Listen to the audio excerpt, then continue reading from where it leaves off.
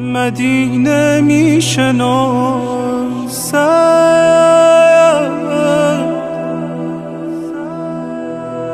سکوت و بی‌وفایی،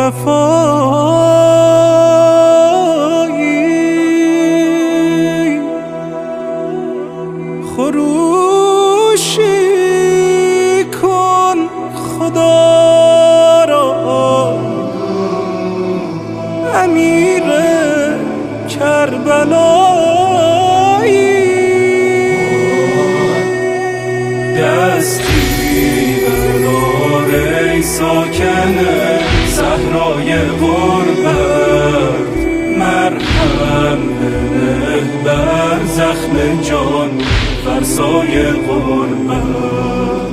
ای بارز غم دیده پهلوی مادر، شبی تو بر خاکستر گلهای پربر.